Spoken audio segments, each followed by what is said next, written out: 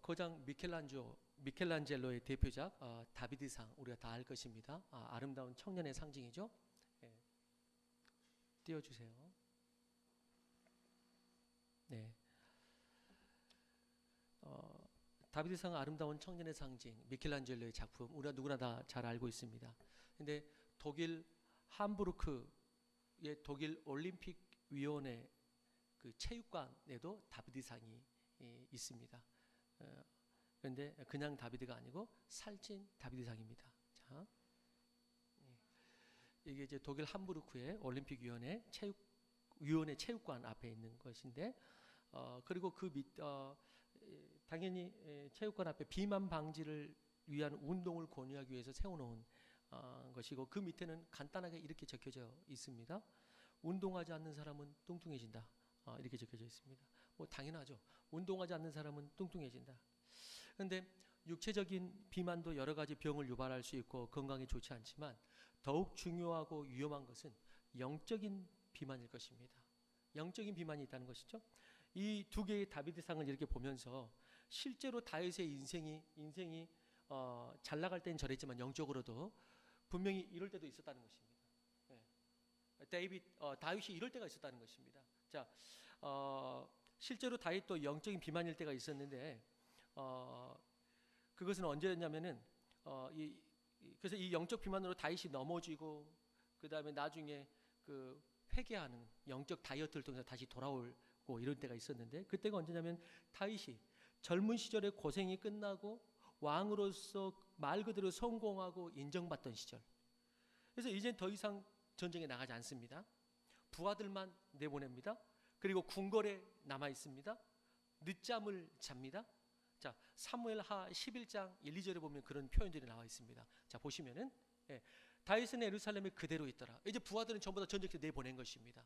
그리고 저녁 때에 침상에서 그때서 일어나서 그러면서 다윗은 이제 더 이상 전쟁에도 나가지 않고 이미 전쟁이 없는 게 아니고 부하들은 전쟁터에 나가 있는데, 예전에는 함께 했죠. 예전에는 선봉했었죠. 그런데 전쟁도 나가지 않고 늦잠을 잡니다. 영적, 육적 게으름이 이렇게 함께 들어옵니다. 영적으로나 육적으로 게으를 때 사람들은 새로운 자극에 미혹이 됩니다. 새로운 자극에 미혹이 됩니다. 그래서 어떤 사건이 벌어집니까? 밧세바의 그 미혹 가운데에 그 범하지 말아야 될 성적인 범죄 사건, 밧세바를 간음하는 사건이 다윗이 벌어지게 됩니다. 저는 항상 그렇습니다. 전쟁의 때에 군사들은 용맹스럽고 연합하고 존경스럽지만은 그러다 군사들이 부대에 머물러 있으면 타락하기 시작합니다. 그래서 전쟁하지 않는 부대 주변에는 항상 그 어느 곳보다도 유흥호사와 율라갑이 성업하게 되는 것이죠. 자, 그런데 다행히 다윗이 그래도 위대한 왕으로 우리 가운데 기억에 남고 성경이 인정하는 것은 그는 회개라는 영적 다이어트를 감행했다는 것입니다. 그는 회개라는 영적 다이어트를 실행했고, 그리고 그 영적 다이어트를 실행하기 위한 강력한 트레이너가 있었는데, 그 트레이너가 나단이라는 선지자입니다. 강력한 트레이너가 옆에서 너 영적으로 이거 문제다, 영적으로 이거 깨어나야 된다, 비만이다, 이것을 찌르면서 강력하게 그를 깨운 영적 트레이너, 건강 트레이너 나단이 이제 이야기하게 됩니다. 다윗은 이렇게 나단 선지자의 강력한 트레이닝과 책망을 듣고 그 자리에서 무릎을 꿇고 다행히 회개하게 되는 것이죠. 그래서 우리가 잘 아는 대로 그런 기도를 드리잖아요. 시편에 내가 모태에서부터 주님께 죄를 지었나이다, 내 정한 마음을 창조하시고 내 정직한 영을 새롭게 하옵소서, 이제 이런 기도의 절실함을 하나님께 드리게 되는 것입니다. 여러분, 이 모습을 보면서 그러므로 회개를 통해 진정으로 하나님의 자녀가 된 자들은 기본적으로 그 안에 뭐가 있냐면 회개의 영이 있습니다. 회개의 순간이 있는 게 아니고, 무슨 말입니까? 그때 내가 언젠가 그 복음 듣고 회개하고 내가 영접기도 했었지, 그때 그 순간이 아니라 그 순간을 비롯해서 진실로 회개한 자들에게는 회개의 영이 임합니다. 회개의 영이 있습니다. 그렇기 때문에 그 회개의 영이 그때만 역사하는 게 아니고, 내가 그때 영접했지 하고 성화되지 않는 삶을 그냥 쭉 살아가는 게 아니고, 진짜 회개했을 때는 회개의 영이 임합니다. 그 회개의 영이 계속적으로 나를 제어하고 변화하게 하면서 성화의 과정을 이뤄나가는 것입니다. 성화의 과정을 이뤄나가는, 그런 의미에서 이런 것이죠. 내가 예수님을 만나고 회개하고 믿었다는 참된 증거는 내가 그때 영접기도 했었지가 아니고 오늘도 나는 성화의 과정을 살아가고 있는가? 그것이 그 어떤 말보다도 내가 예수 그때 믿은 게 진짜 믿었구나라는 것에 강력한 증거라고 할 수가 있는 것이죠. 다시 말해서 성화의 과정을 내가 살아가고 있는가? 이 말은 오늘 제목과 맞게 말하자면 그 사람의 삶 가운데 동사의 신앙이 있는가? 예, 동사의 신앙으로 계속 살아가려고 하는가? 물론 완벽하지는 않지만 그렇게 하려고 하고 있는가라는 것이죠. 때로는 넘어지고 연약하지만 예수님을 추구해 가고 있고 크게 작게 변화되어가는 동사의 신앙을 보면서 우리는 이 영혼이 예수 안에서 변화되는 거룩한 시작이 있었구나 라는 것을 우리는 알 수가 있는 것이죠. 그나마 알 수가 있는 것이죠.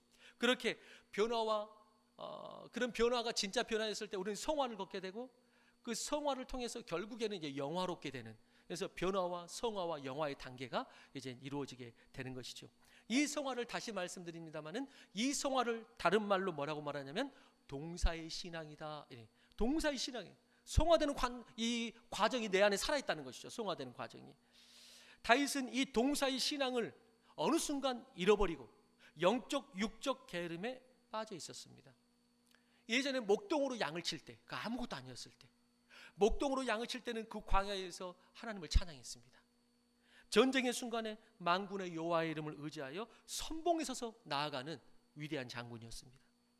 사울에게 쫓기면서도 동굴에서 그는 하나님께 불평하기보다 기도의 시를 올리며 고난을 이겼습니다.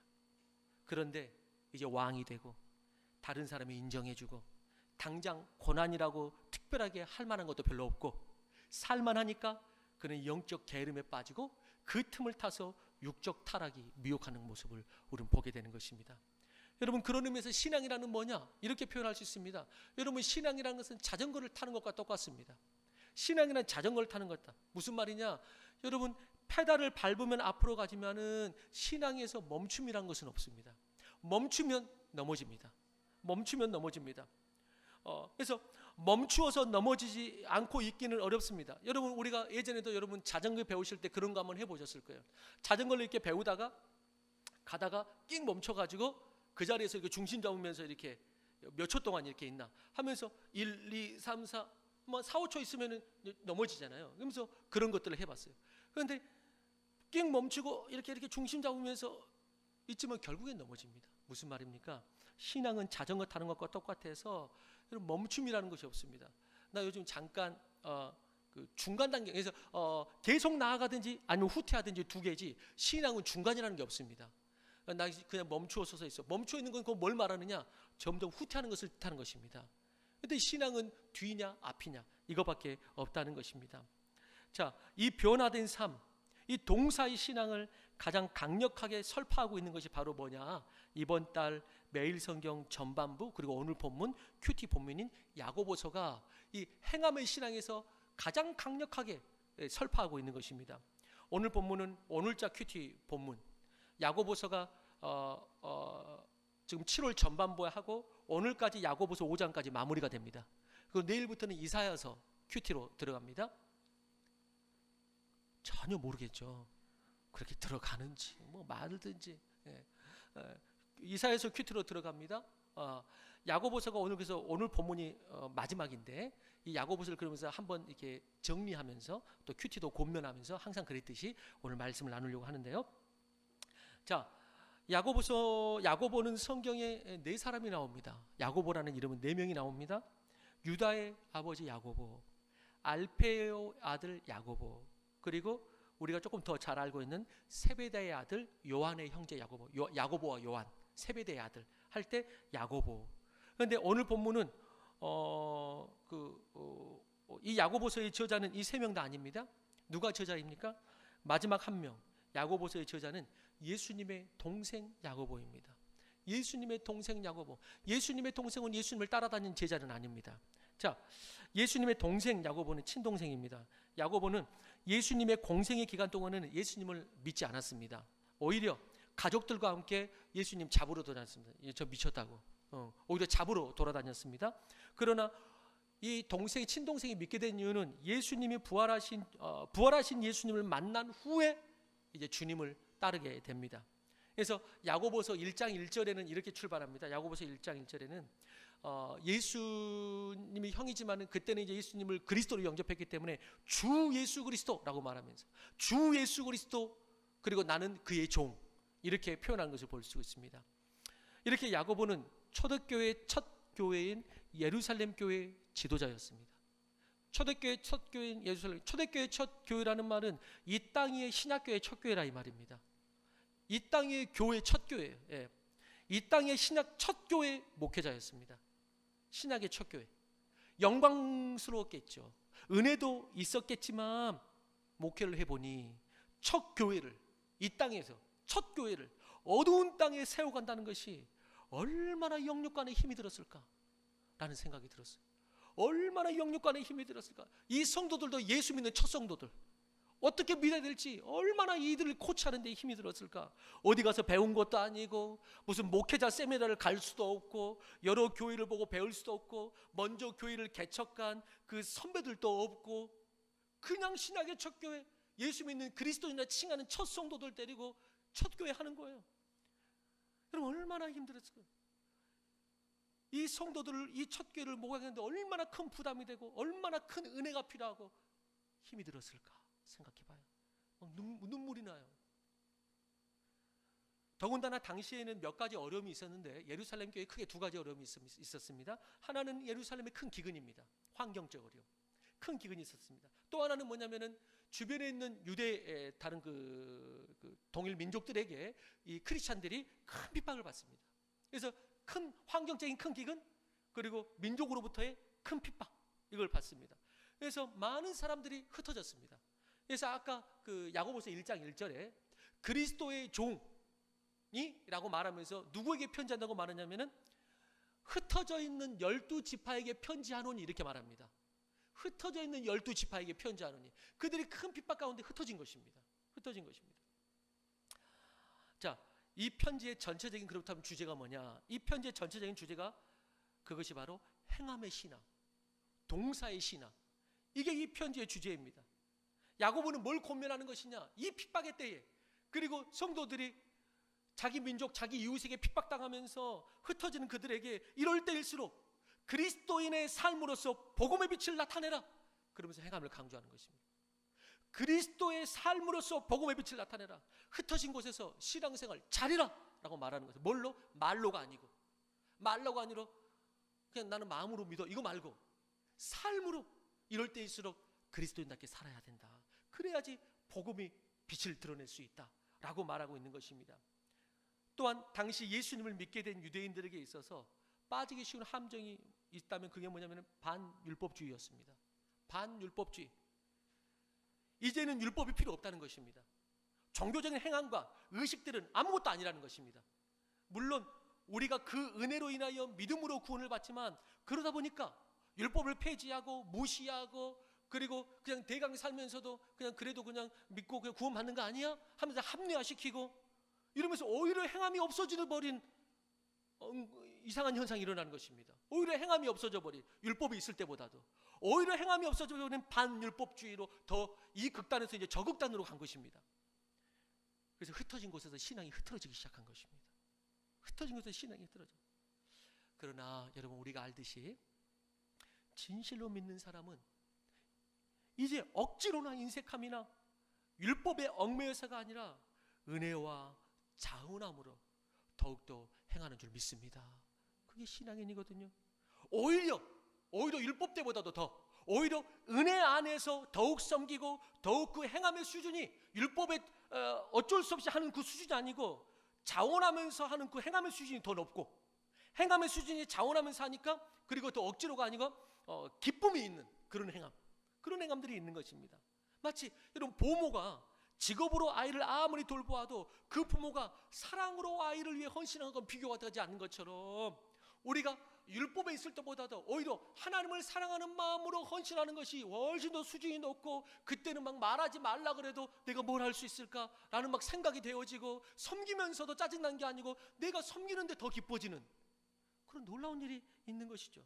그런 의미에서 야고보는 행함을 지금 강조하는 것입니다. 진짜 예수님을 사랑하고 믿음이 있다면 행함의 믿음을 살 수밖에 없고 살라는 것입니다.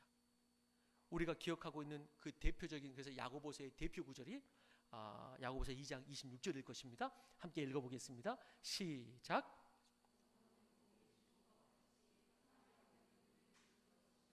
예, 행함이 없는 죽은 것이라 라고 야고보는 분명하게 이야기합니다.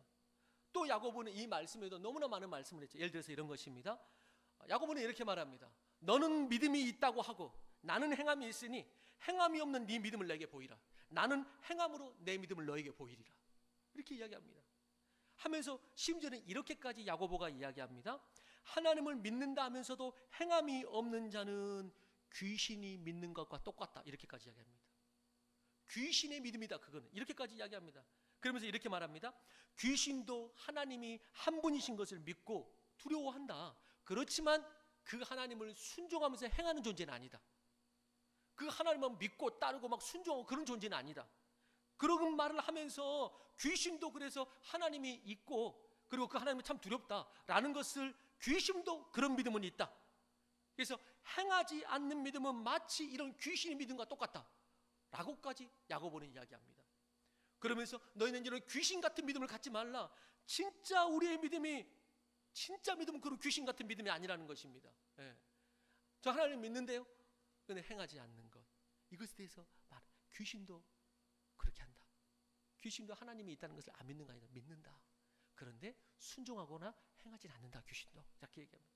여러분, 이런 행함의 믿음, 행함의 구원을 이야기할 때 우리는 마음이 불편할 수가 있습니다. 이미 불편하신 분이 있을지도 모르겠어요. 예. 왜? 우리는 행함이 없어도 조그만 믿음이 있으면 확신을 주는 쪽에 양육을 했고 그렇게 받았기 때문에, 행함이 없어도 믿음이 조금만 있어도 그냥 확신을 주는 쪽으로 우리는 양육을 했고 그렇게 받았기 때문에. 예. 여러분, 그렇지만 제가 신학적인 건 말하지 않겠지만은 여러 가지 이 교리가 있습니다. 예. 꼭 그런 것만은 아닙니다. 자, 이제 조금 더 들으시면 이해할 수 있을 것 같아요. 그렇기 때문에 이런 것들을 중심으로 기본적으로 이것을 강력하게 이렇게 교육받은 것이 있기 때문에 이런 말씀을 할 때, 행함의 믿음을 말할 때, 그리고 그 행함의 믿음이 구원으로 연결될 때 우리는 나의 확신에 불편함을 느낍니다.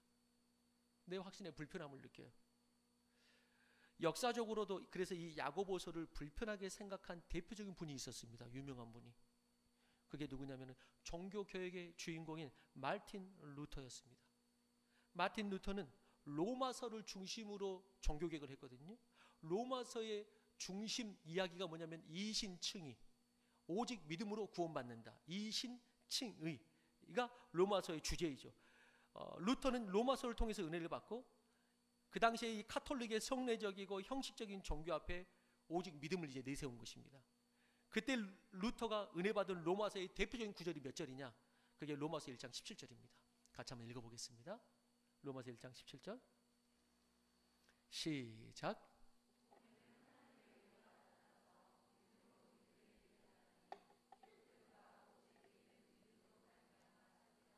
네.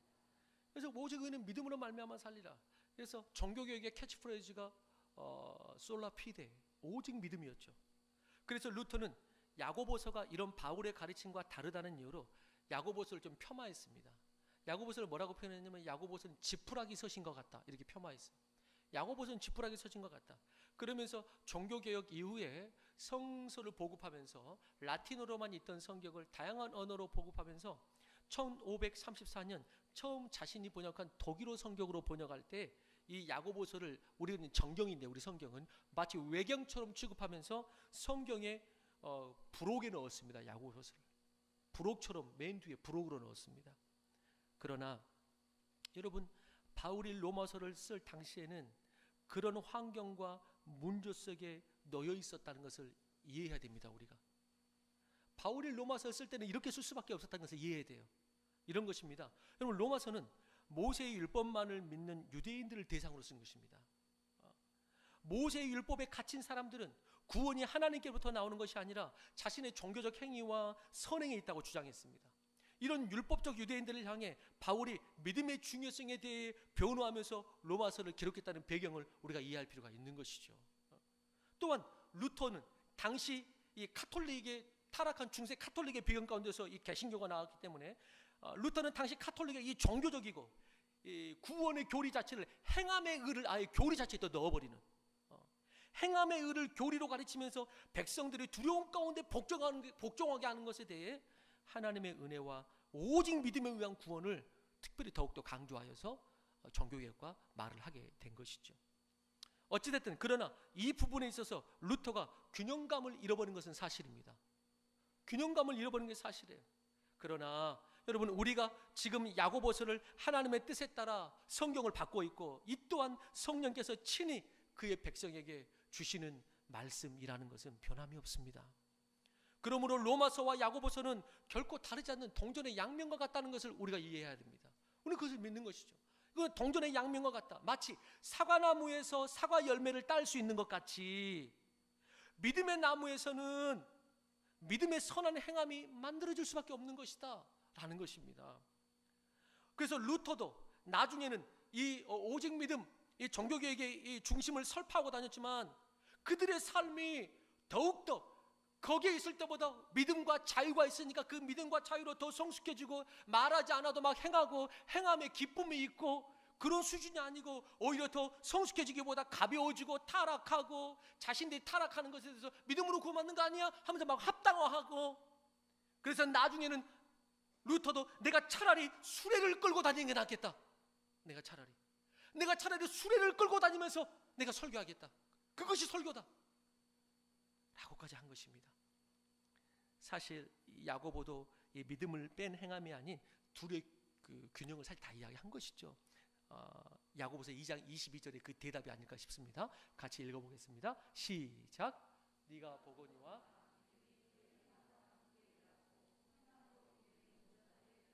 네. 그러면 이게 야고보서는 동전의 양면을 다 말하는 것입니다. 믿음이 그의 행함과 있고 행함으로 그 믿음이 온전히 되는 것이다. 이 두 개가 있는 것이에요. 그래서 여러분들이 야고보서를 생각할 때 행함 이것도 있지만은 거기 안에 믿음이 다 들어가 있다. 그래서 여러분들이 외우기 쉬울 거예요. 이 두 가지가 다 균형 있는 게 말하는 것이 야고보서구나. 그런데 이 균형이 깨져 있는 성도들의 그 현재의 그 어떤 그 상황 때문에, 그들의 상태 때문에 강조를 한 것이지 이 균형이 없는 것이 아니다. 그래서 여러분들이 야고보서의 중심 구절을 생각할 때 이 두 가지의 균형이니까 마치 2잖아요. 그러니까 이 두 가지가 다 균형하라고. 그래서 2장 22절인가 보다. 여러분들 이렇게 생각하시면 돼요. 자, 사실 너무나 당연한 것이죠. 우리는 어쩌면은 지금 제가 말씀드린 것처럼 뭐 역사를 조금 말하고 뭐 교리를 조금 말하고 말씀을 이런 설명을 듣지 않아도 사실 우리 이미 잘 이해하고 있습니다. 이 균형을. 그리고 사실 우리 삶 가운데 이미 그걸 알고 있습니다. 예를 들어 연인이 서로 사랑한다고 합시다. 만나서 서로를 알아가는 시간도 내지 않고 서로를 위해 헌신하라고도 하지도 않는데, 그런데 어느 순간 다가와가지고 내가 너 사랑하는 줄 알지? 한다면은 우리 중에 몇이나 그 사람의 믿음과 사랑에 대해서 신뢰를 보낼 수가 있을까요? 인간끼리도 그 사람에게 신뢰를 안 보냅니다.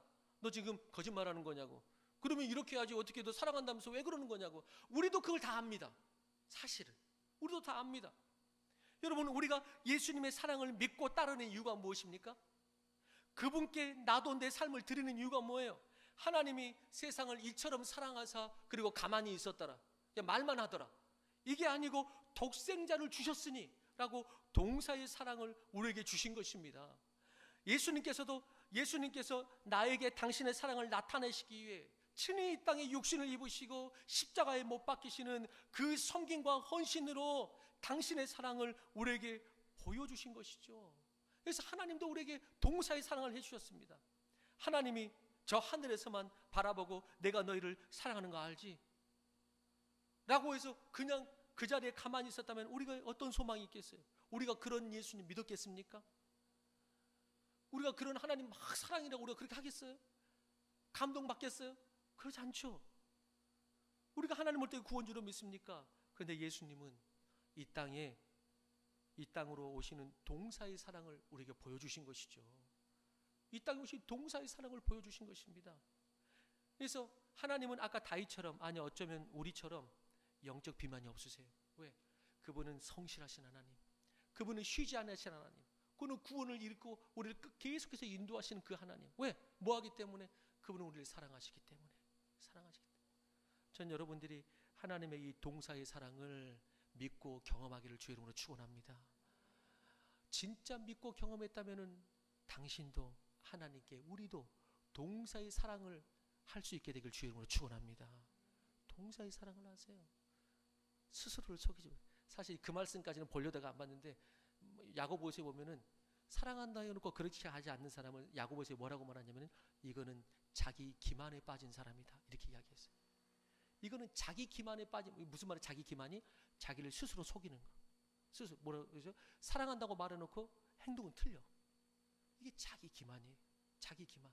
그래서 이 사람은 자기 기만에 빠졌다라고 사실 야고보가 그렇게까지도 이야기하죠. 자, 그렇기에 여러분, 예수님을 믿고 사랑하는 사람들은 동사의 신앙이 있습니다. 동사의 신앙. 여러분, 주의 나라와 동사의 신앙, 주의 나라와 주의 교회를 섬기고 헌신하면서도 즐겁다는 거예요. 네. 섬기고 헌신하면서 즐거워요. 왜요? 하나님을, 예수님을 사랑하니까. 날 구원하신 주님을 위해서 무엇인가를 할 수 있다는 것이 오히려 감사하니까. 그러니까, 그래서 여러분, 사실은 오늘 말한 것은 무슨 교리적으로 따지고 싶지도 않고, 그리고 어떤 뭐 역사적으로 뭐 어떠니 뭐 이런 걸 말하고 싶지도 않아요. 어쩌면 더 중요한 건 너무나 간단한 거예요. 뭐죠?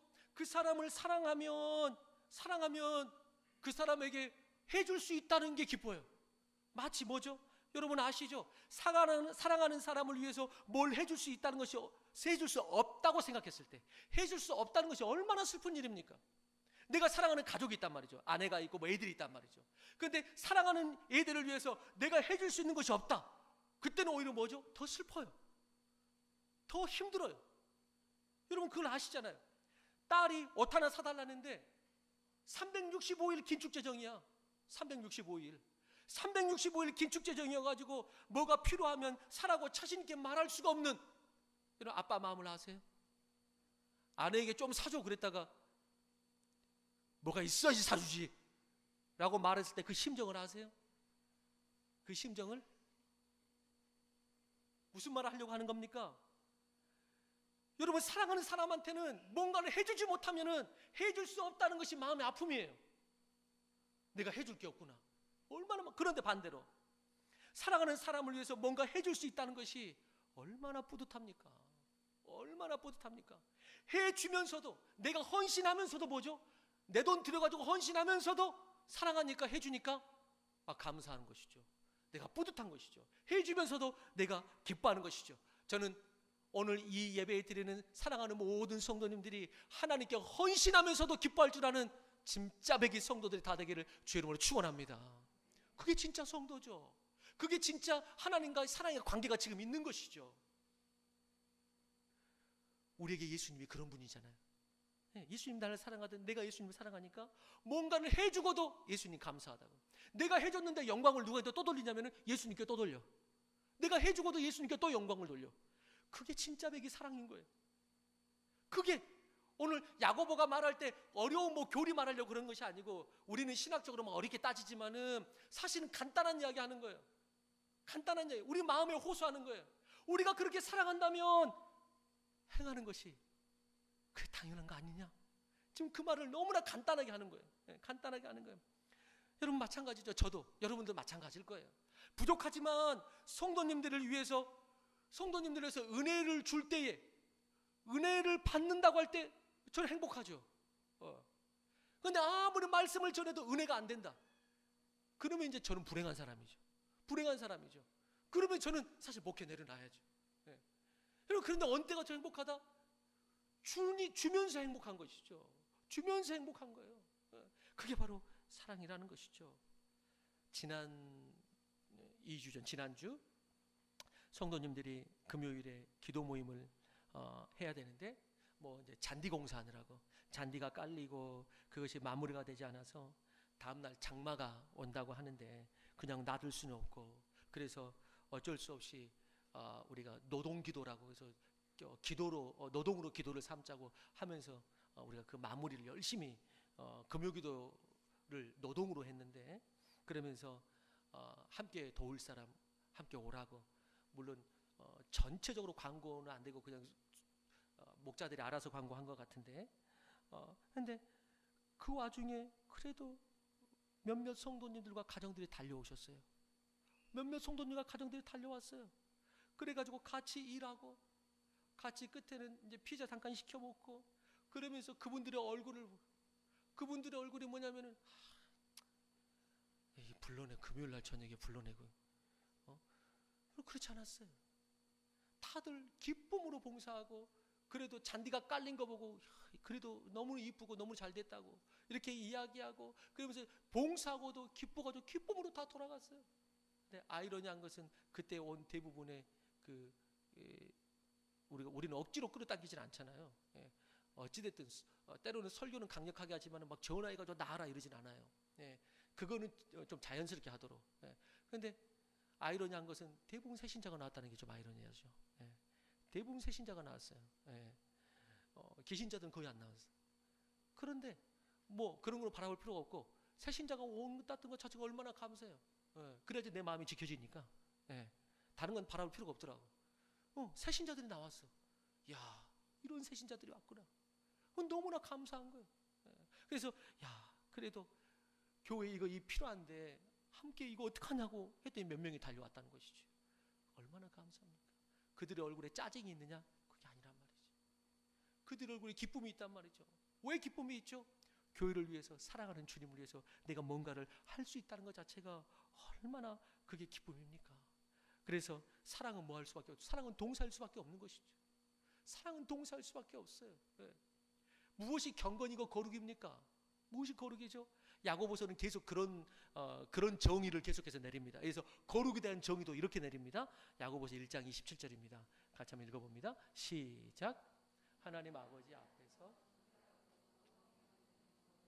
곧 고아와 과부를 그 환난 중에 돌보고 또 자기를 지켜 세속에 물들지 아니하는 그것이다. 계속해서 야고보는 정의를 내릴 때 뭐가 거룩이냐, 이것도 말할 때 기도실에 박혀 있다고 거룩이냐, 그게 아니다. 네 손을 펴서 이웃 지체에게 손을 내밀고 있느냐, 가난한 이웃 도울 수 있느냐, 그걸 거룩이다 이렇게 말합니다. 그런 측면에서 주님을 사랑하느냐, 정말 믿음의 사람이냐는 그의 행함을 보면 아는 것입니다.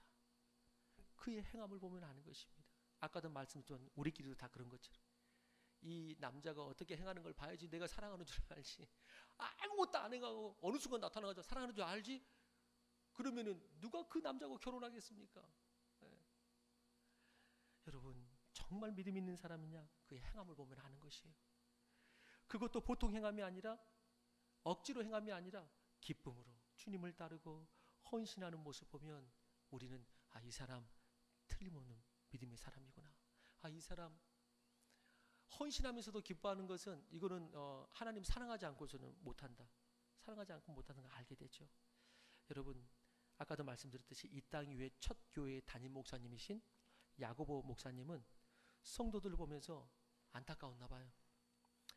보니까 아무리 초대교회도 인간은 인간인 것 같아요. 이게 다 똑같아요. 여러분, 초대교회라고 너무 큰 환상 갖지 마세요. 말씀 보면은 초대교회 장난 아닙니다. 여러분, 우리가 환상 가지고 봐서 그렇지 말씀 보면 초대교회 장난 아닙니다. 여러분, 자, 여러분, 초대교회도 똑같았나 봐요. 뭐가 똑같아요? 믿음이 있다 하면서도 삶이 다르고, 하나님의 나라를 섬기지 않는 사람들이 많았나 봐요. 그래서 예루살렘 교회의 첫 초대 목사님이 남긴 유일한 편지에 이 내용을 담고 있는 거예요.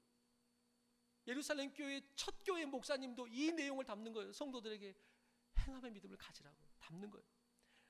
그 야고보서를 전체를 이렇게 보면서 제가 한 설교의 대목으로 아마 이렇게 설파했을 것이다 하고 적어봤는데, 설교문처럼 이렇게 아마 야고보 목사님이 설교하지 않았을까. 여러분, 사랑하는 예루살렘 교회 성도 여러분, 말로만 믿는다고 하지 말고, 썬데이 크리스찬으로 살지 말고, 종교생활 하지 말고 믿음의 행함을 나타내십시오. 세상 사람들이, 믿음 없는 사람들은 영적인 것이 무엇인지도 모르는 사람들이기 때문에 우리 속에 있는 믿음이 뭔지 어떻게 알겠습니까? 그러나 그 믿음이 행해지는 모습을 보고 저렇게 사는 것이 믿음의 사람이구나 하고 그들이 알게 될 것입니다. 여러 가지 핍박으로 어렵지만 이럴 때 우리는 시위하는 것도 아니고 그냥 세상으로 돌아가자 하는 것도 말고 믿음의 삶을 통해 우리가 믿는 하나님의 나라를 보여주어야 합니다. 그렇게 할 때 이방이 죽게 돌아오지 않겠습니까? 이게 야고보 목사님의 지금 설교입니다. 그때도 똑같았어요. 듣는 자는 들을 것이요, 또 지나치는 자는 지나칠 것이요. 저는 여러분들이 지나치지 않고 듣게 되길 주 이름으로 축원합니다. 그러면서 생각해봐요. 나에게는 영적 비만이 없는가? 나에게는 영적 비만이 없는가? 영적 비만을 다시 말씀드립니다마는 한마디로 야고보서는 듣기만 하고 행하지 않는 자라 이렇게 말합니다. 다시 말해서 먹기만 하고 운동하지 않는 자, 듣기만 하고 행하지 않는 자라. 동사의 신앙이 없다는 것입니다. 지금 내가 성령 안에서 순종하며 행하고 있는가? 하나님이 나를 사랑하시고 동사의 헌신을 보여주신 것처럼 나도 주의 나라를 함께 이루어가는 동사의 신앙이 있는가? 여러분, 우리 교회는 작은 교회입니다. 근데 교인 숫자에 비해서 그래도 많은 분들이 섬긴다고 생각이 됩니다. 굳이 퍼센테이지를 따지자면, 큰 교회 퍼센테이지보다는 작으니까 또 어쩔 수 없기도 하겠지만 그래도 많은 분들이 섬기시고 계십니다. 얼마나 감사한지 몰라요. 그럼에도 여전히 필요한 부분들이 있습니다. 여러분들에게 권면하고 싶어요. 여러분들 하나님의 사랑을 믿는다면 여러분도 그분을 사랑하지 않겠습니까? 뭘로? 말로만 하지 말고 행함으로. 그래서 우리 교회에 왔을 때 이렇게 봤을 때 굳이 뭐 나 주님 사랑한다 말 안 해도 그냥 함께 행하고 함께 이렇게 섬기는 모습 보면 야, 참 이 교회 하나님 사랑하는 거, 이게 그냥 굳이 말하지 않아도 보여지는 그런 교회가 진짜 은혜로운 교회가 아닐까요? 그런 교회가 진짜 성도, 진짜 공동체가 아닐까? 여러분, 영적인 거룩한 운동에 참여하고, 그리고 교회뿐만 아니라 또 세상 가운데서도 하나님의 자녀답게 믿음의 삶으로 사시기를 주 이름으로 축원합니다. 아직 안 끝났어요. 아까 김선아 집사도 이때 일어나가지고 저기 들어가더라고. 행함이 너무 빨라. 조금 이따가 행해요. 자. 농담 반 진담 반이지만 나중에 우리 주님 다시 오셔서 우리 하늘로 들릴 때에 여러분들에게 물어보겠습니다. 하늘로 들리우는 날이 있다고 믿습니까? 있다고 믿는 자는 들릴 것이요. 에이, 내가 교회는 다니지만 그런 건 믿는 자는 들릴 것이요. 그런데 들리울 때에 영적 비만이 있어가지고 무거워가지고 그냥 올라가야 되는데 올라가지도 못하고. 여러분, 제가 지금 농담처럼 말했지만은 농담 반 진담 반이 있습니다. 농담 반 진담 반이 여기 있습니다. 세상 것도 온갖 덕지덕지 붙여가지고 세상 것 무거워가지고 너무 무거워가지고. 정철 저서의 인생의 목적어 중에 이런 이야기가 나옵니다. 굳은 살. 읽어보겠습니다. 굳은 살, 그것은 그가 왜 프로인지 대답해주는 신분증 같은 것이다. 발레리나에겐 발가락이 신분증이고 축구 선수에겐 발등이 신분증이다. 골프 선수에겐 손바닥이 신분증이고 기타리스트에겐 왼손 손가락 끝이 신분증이고 작가에겐 연필이 닿는 손가락 가운데 손가락 첫째 마디 옆면이 신분증이다. 프로라는 이름은 그냥 얻어지는 것이 아니라 말랑말랑한 삶을 피가 통하지 않는 굳은 살로 만든 대가로 주어진 것이다. 여러분, 우리에게 영적 굳은 살이 있습니까? 영적 굳은 살이 있으세요? 여러분, 이 굳은 살 하면 생각나는 사람이 누굴까요? 성경에? 제가 어려운 질문 안 한다고 그랬죠? 이 굳은 살 하면 생각나는 사람이 누구예요? 성경에? 지금 누구 보고 있어요? 야고보. 야고보는 주 예수 그리스도라고 고백했다고 그랬죠. 1장 1절에. 그러면서 자신은 하나님이신 주 예수 그리스도의 종이라고 소개했다고 그랬습니다. 여러분, 굳은 살은 주인에게는 없습니다. 종에게는 굳은 살이 있습니다. 하나님을 주님으로 섬기며 종된 날은 굳은 살이 있는가? 여러분들, 교회에서 또 이 땅에서 하나님 나라 섬기면서 때로는 기도로, 때로 헌신, 인내, 금식, 오래 참음, 이런 것들로 굳은 살이 좀 있으세요? 굳은 살이? 만약에 여러분들 들어볼 때 나는 굳은 살이 없는 것 같은데, 그러면 당신이 주인이 아니었습니까? 주인은 굳은 살이 없습니다. 종은 굳은 살이 있습니다. 야고보가 죽은 후 장례를 지내기 위해 그의 시신을 수습하는 과정에서 사람들은 깜짝 놀랐습니다. 왜? 그가 너무 많은 시간 무릎을 꿇고 기도를 해서 무릎이 낙타 무릎같이 된 것입니다. 그래서 그 후 야고보에 대한 별명인데, 그게 바로 책도 그런 책이 나왔지만 낙타 무릎, 이게 야고보의 별명입니다. 낙타 무릎. 밤낮으로 무릎 꿇고 기도하다가 낙타 무릎이 된 야고보, 무릎에 붙은 굳은 살은 야고보가 얼마나 신실하게 섬겼는지를 알 수가 있습니다. 여러분, 신약의 서신서 중에 기도라는 단어가 가장 많이 나온 서신서는 어딜까요? 어려운 거 질문 안 한다 그랬죠. 기도라는 단어가 가장 많이 나오는 서신서 야고보.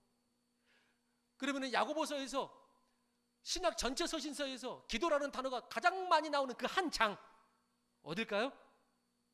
5장. 야고보서 지금 5장 보고 5장. 기도라는 단어가 가장 많이 나오는 장.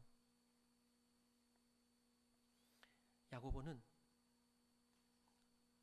그의 짧은 5장의 기록에서 마지막 부분에다가 기도에 대한 권면으로 마무리하고 있습니다. 야고보는 이 땅의 첫 그리스도의 교회를 섬기면서 얼마나 기도가 필요했을까? 여러분들은 모르겠지만 여러분들도 느낄 수 있죠. 눈물이 나요. 저는 얼마나 많은 기도가 필요했을까? 이 땅의 첫 교회, 생각만 해도 부담이 돼요. 상상이 안 가요. 앞서간 모델도 없고, 교회 세미나도 없고, 신학교도 없고, 목회 선배도 없는데 얼마나 힘들었을까? 그는 그렇기 때문에 아마 기도할 수밖에 없었을 거예요. 내가 기도로 목회해서 하나님께 코치받지 않고서는 내가 다른 걸로 내가 이 땅의 첫 교회 내가 할 수가 없다. 그래서 낙타 무릎이 아니고서야 어떻게 그 교회를 감당했겠습니까? 기도를 통해 하나님께 직접 코치받고 부르짖으면서 능력받아 사역하는 수밖에 없었던 것입니다. 그렇게 야고보는 또한 이 땅 위에 예수를 믿는 그 첫 성도들을 향해서, 그들도 첫 성도잖아요. 교회 어떻게 이룰까 이제 배워나가는 그 첫 성도들을 향해서도 행함의 믿음을 이야기하면서 그 행함의 출발이요, 그 행하게 할 수 있는 힘이 필요한데, 우리가 힘이 있다고 다 할 수 있는 거 아니기 때문에 힘이 필요한데, 마지막 강조하는 행함이 뭐냐면은 그래서 기도해야 된다. 그 행함을 마지막으로 강조합니다. 그래서 기도해야 된다. 그러면서 우리가 야고보서 5장 우리가 본문 읽었잖아요. 즐거우면 찬송하고 고난 중에는 기도해라. 병이 있느냐 기도해라. 죄가 있느냐 서로 고백하면서 회복하기를 기도해라. 그러면서 엘리야의 예를 들었습니다. 엘리야도 우리와 성정이 같은 사람, 우리가 똑같은 평민이다, 사람이다. 그런데 3년 6개월 동안 비가 오지 않기를 기도했더니 3년 6개월 동안 비가 오지 않고, 또 기도했더니 다시 기도했더니 하나님이 비를 주시고. 근데 그러면서 야고보가 말하는 초점은 뭐냐면은 이분 대단한 분이다, 이걸 말하는 것이 아니고 뭘 보죠? 이 사람도 우리와 같이 성정이 같은 사람이다. 똑같은 사람인데 기도하니까 하나님의 사람으로 이렇게 쓰임 받은 것이다. 우리도 마찬가지다. 예수 믿었지만 여전히 연약한 인간, 똑같은 인간이다. 그렇지만은 우리가 기도하면 이 땅의 첫 교회 이룰 수 있다. 그래가지고 그 교회가 여기까지 온 것입니다. 그 교회가 지금 여기까지 온 것입니다. 행하고 싶어요. 그런데 필요한 것이 뭐냐? 여러분, 우리 모두에게는 행할 수 있는 힘이 필요해요. 능력이 필요해요. 내 안에 있는 힘이 아니라, 어차피 내 안에 있는 힘은 안 된다는 것을 예수 믿으면서 깨달았어요. 그럴 때 뭐가 필요하느냐?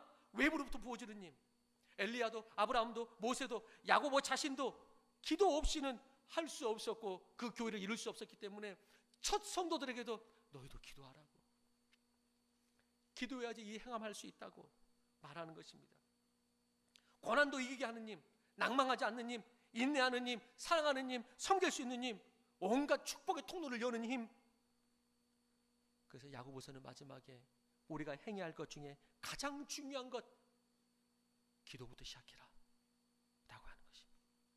기도의 행함이 없이, 그래요? 그럼 내 힘으로 한번 해볼게요. 안 된다 라고 이야기하는 것입니다.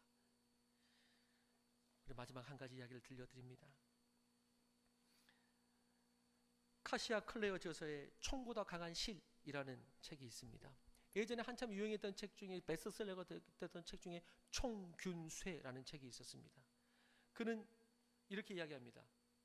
천이 있었기에, 총균쇠가 아니고 총보다 강한 실을 이야기하면서, 천이 있었기에 인류는 추운 주방에 거주할 수 있었고 여행도 다닐 수 있게 되었다. 만약 천이 없었다면 인류는 일부 지역에서만 거주했을 뿐이다. 고급스러운 비단과 따뜻한 모종물이 실크로드와 같은 교역로를 통해 거래되는 과정에서 서로 다른 문명들 사이에 사상과 기술의 교환이 활발해지고 사람들이 오가게 되었다 라고 말하면서, 이 저널리스트이자 작가인 카시아 세인트 클레어는 총보다 강한, 실은 총보다 강하고 균보다 끈질기며 쇠보다도 오래된 것이 바로 실이다 이렇게 이야기했습니다. 총보다 강한 실, 인류의 역사를 총이나 칼이 아닌 실의 관점에서 그러면서 바라보는데, 세계사의 중요한 순간마다 실이 있었다. 바이킹족이 해협을 건널 수 있었던 원동력은 천으로 만든 돛에 있었다. 산업혁명의 원동력 또한 직물산업이었다. 이후 화학 섬유의 개발은 우주정복의 기반이 되는 인류 역사의 진짜 주인공은 바로 실이었다. 그래서 연약해 보이는 이 가느다란 실이 역사를 움직이는 커다란 동력이었다 이렇게 이야기했거든요. 마찬가지입니다. 약해 보이는 실과 같은 그 교회의 권사님의 기도, 약해 보이는 어머니의 기도, 한 형제가 주님의 교회에서 두 손을 모으고 자신의 연약함을 내려놓고 주님을 의지할 때, 그것이 인생을 바꾸고 가정과 세계를 움직이는 동력이 되는 것입니다. 주님은 그런 사람을 찾고 있는 것이죠. 근대 선교의 아버지라고 칭함을 받는 인도의 윌리엄 캐리 선교사가 그 위대한 사역을 이룰 수 있었던 이유가 뭡니까? 그의 전기에서는 그 배경을 이렇게 말합니다. 그의 전기에서는 윌리엄 캐리에게는 한 명의 누나가 있었는데, 그 누나는 몸이 안 좋아서 항상 병원이나 집 침대에 누워있는 병자였습니다. 윌리엄 캐리가 파송되는 날, 그는 나는 너를 위해서 뭐 이렇게 그 후원금을 모금하러 다닐 수도 없고 어딜 동원하러 다닐 수도 없고 나는 이 침대에 있을 수밖에 없다. 미안하다. 그러면서 말했던 것이, 그러나 내가 한 가지는 내가 너에게 약속을 하마. 내가 내 평생 단 하루도 빠지지 않고 이 침상에서 누워서라도 너를 위해 매일매일 기도할 것이다 라고 기도한 것이죠. 그리고 윌리엄 캐리는 위대한 사역을 했고, 병상에 누워있는 누이였지만은 윌리엄 캐리는 어려운 일이 있을 때마다 병상에 있는 누이에게 기도 제목을 알렸습니다. 그리고 그 병상에 있는 누이는 윌리엄 캐리의 그 사역을 가능하게 하는 놀라운 기도의 한 줄이었습니다. 그의 전기는 그가 그렇게 사역이 가능했던 이유를, 병상에 있어서 아무 능력도 없는데, 아무 물질도 없고 힘도 없고 돈 버는 사람도 아니고 아무것도 없는데 병상에서 오직 그가 할 수 있는 것, 기도의 실 한 오락에 잡고 했던 것. 그런데 윌리엄 캐리의 전기에는 그 누이 때문에 윌리엄 캐리의 사역이 가능했다 라고 하는 것입니다. 여러분, 당신은 기도하십니까? 당신은, 우리가 연약하다는 것은 저를 포함해서 우리가 다 압니다. 가장 연약한 자가 접니다. 그런데 왜 기도하지 않으십니까? 그런데 왜 주의 성전에서 무릎 꿇지 않습니까? 여러분, 여기 한 사람이 한 사람이 실과 같은 기도의 사람이 될 때, 우리가 한 사람 한 사람이 실과 같은 기도의 사람이 될 때, 그 실이 모여서 아름다운 천이 되어 이웃을 덮어주고, 그 실이 모여서 저 해협을 건너 복음을 전하는 돛대가 되기도 하고, 마침내 그 실이 모여서 그 연합이 하나님 앞에 영광의 깃발이 되는 것입니다. 그 놀라운 하나님의 야고보서의 권면과 부르심 앞에 우리가 다 응답하여서 실과 같은 존재요 한오라기의 기도이지만 하나님 앞에 진심으로 기도하는 성도들이, 행하는 성도들이 결국 하나님의 나라를 보고 그 영광에 동참하게 될 것입니다. 저는 여러분들이 그 영광에 동참하기를 주의 이름으로 축원합니다. 저는 제가 할 수 있는 일을 이 자리에서 다 했습니다. 무엇입니까? 말씀을 전한 것입니다. 저는 제가 이 자리에서 할 수 있는 일을 다 한 것 같아요. 제가 여러분들을 쫓아다니면서 끌어당긴다고 그래서 되는 게 아니라는 것을 목회를 통해서 알게 되었습니다. 하나님이 역사해야 된다. 그리고 내가 할 수 있는 것은 이 진리를 끊임없이 선포하는 것이다. 그리고 다만 기도하는 것은 주여 이 진리가 틀리지 않고 제대로 선포되게 해주시고 제대로 선포된다면 이 진리에 응답하는 자가 일어나게 하여 주옵소서. 내가 할 바를 다 했다. 적어도 오늘은 제가 할 바를 다 했습니다. 이제 여러분 차례입니다. 응답하시기를 주의 이름으로 축원합니다. 그래서 정말 복된 삶 이루어 가시기를 바랍니다. 나도 여러분도 다 실과 같은 존재들 함께 시들과 날줄로 엮여서 이웃을 덮고 세상을 덮는 복된 교회 우리 모두의 삶이 되기를 주의 이름으로 축원하는 것입니다. 하나님 아버지, 그렇습니다. 우리 예수님도 우리를 향한 사랑을 친히 육체로 이 땅으로 입고 오셔서 많은 사랑을 몸소 실천하시고 보여주셨습니다.